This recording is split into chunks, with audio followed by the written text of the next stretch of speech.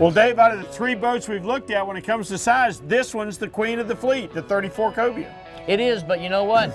Either end of the spectrum, we've seen the hardcore Dusky and we've seen the very luxurious Belzona, but if you want to blend those two together, it's the Cobia.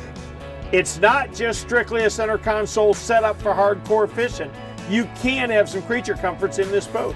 Well, let's go through some of the features of this boat that kind of set it apart so people can get an idea of maybe this is the best boat for them. Why don't we start at the Transom? 2 huge oversized live wells. You know me, it's the heart and soul of any Florida fishing boat. I can't get enough live well. Right, but then right forward of that, you've got the fold down seat that you see in a lot of boats now. So that way those long runs home are keeping the family happy. It's a nice feature to have. It's a great place to do it, but look how much room there is in the cockpit. I mean, this boat is a big, roomy, beefy boat.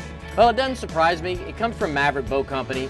Maverick, Hughes, Pathfinder, those names are synonymous with hardcore fishing. This boat was designed by fishermen, but they wanted it to be comfortable too for the family. Well, Rick, some other features that the Cobia has, we've got a side entry door here. For diving or for pulling a big fish in, it makes access to the water really, really easy. And then in the floor, you've got 2 big, giant insulated fish boxes. Well, taken from a short guy trying to get over the transom of a boat, that door really makes it easy. But you know, Dave, we haven't even talked about how far T-tops have evolved. Look at this thing. I mean, not only can you store every rod in the world here, you've got handrails here. You're always going to be out of the rain. You can enclose yourself in isinglass. This thing is absolutely state-of-the-art. Look at how much more spread you get if you run your outriggers out of here. Well, what I like about a fiberglass hardtop too, you're never going to have to replace this. Canvas, you know, if you get 3 years out of a canvas top, you've done pretty well. Plus, like you said, the outriggers are mounted there, LED lights are mounted there, your speakers. It's just a good place to mount your accessories, but it does offer protection too. Dave, I tell you what Cobia did. They addressed one of my pet peeves. I can't stand a beautiful boat like this with a cooler slamming back and forth every time you get in rough weather. Well, if you lift this up, your cooler's built in here, your sink's built in there, and then you've got all your tackle drawers, so everything is right here where you need it. I tell you what I'd do with this cooler is I'd put ice in the bottom of it and slide a tray in it. That's where my baits would stay. I can't stand bait trays sliding around in a boat. And it's right where you need it to be, where all the action takes place, right here in the cockpit. Well, Rick, you know, I built boats for a lot of years, and I know how important it is to maintain your boat once you bought it.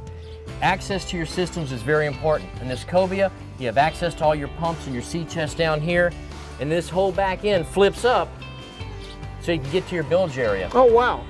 Can you get to your fuel filters there? I have more trouble with clogged fuel filters than anything else. They're right here and they're easily accessible. Dave, this console is gorgeous. It's state-of-the-art. The screens light up like nobody's business. You mind telling me where the on and off knob is? All right, what you're looking at is an aviation style dash. Everything's touchscreen and it's customizable for what you want. You want your charts on this side, you want your depth finder on this side. You can set it up however you want, whether it's daytime, nighttime, and whatever you want to see in front of you. Gosh, how did the guys navigate going in and out of the Bahamas before we had screens to show us the route through? An old piece of paper chart and a compass. Woo! Tough way to go. Rick, on this Cobia 344, we're talking about blending fishing and fun. They've done a great job on this console.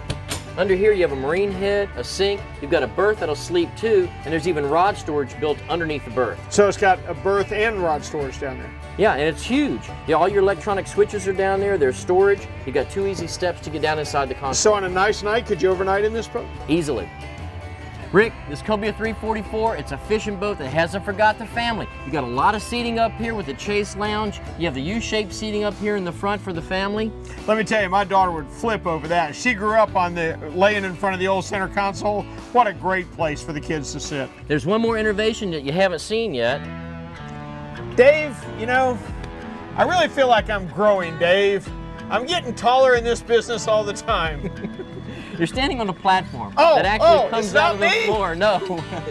The platform becomes a casting deck, or it'll go all the way up to make a cocktail table. Well, listen, Shorty, I think that's an excellent innovation, and I'm going to have that installed on all the boats.